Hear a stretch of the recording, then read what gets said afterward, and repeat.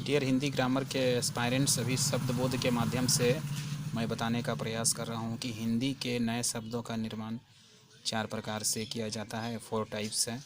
The 4 types we can made the words in Hindi: संधि द्वारा, समास द्वारा, उपसर्ग और प्रत्यय द्वारा। तो इसके उपरांत हम यहाँ देखिए उपसर्ग के बारे में बताने का प्रयास कर रहे हैं, जो किसी शब्द से पहले जुड़कर, यानी उपसर्ग यानी प्रीफिक्स पहले उसके अर्थ में विशिष्टता ला देता है, उसे बदल देता है। हिंदी उपसर्गों का वर्गीकरण 3 तरह से दिया गया है, जिसमें तत्सम लगभग संख्या 22 है, जो संस्कृत से आए हैं। प्रयुक्त सभी हिंदी में प्रयुक्त लगभग समस्त तत्सम उपसर्ग संस्कृत से आए हैं। इनकी संख्या 22 है। तद्भव उपसर्ग में ये वे उपसर्ग हैं जो संस्कृत उपसर्गों से विकसित हुए हैं, या संस्कृत के अवयव शब्दों से निकले हैं, या संस्कृत में प्रयुक्त कतिपय गति शब्दों से उत्पन्न हुए हैं।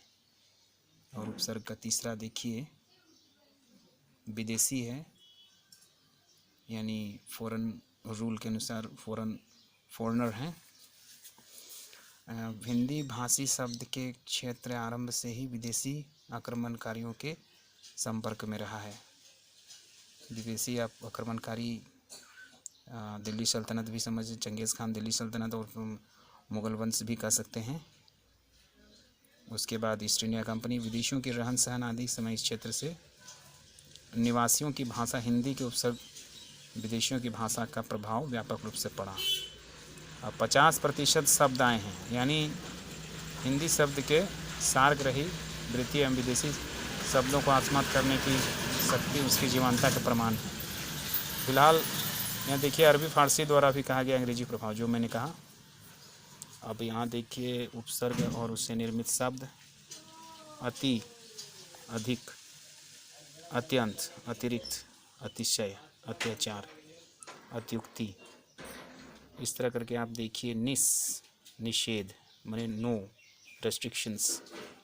तो इस तरह करके हमने ये इसमें प्रयास किया जानने का।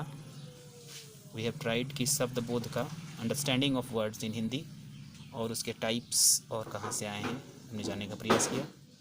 अगले वीडियो में और कुछ बताने का प्रयास करेंगे। तब तक के लिए बहुत बहुत धन्यवाद। Thank you.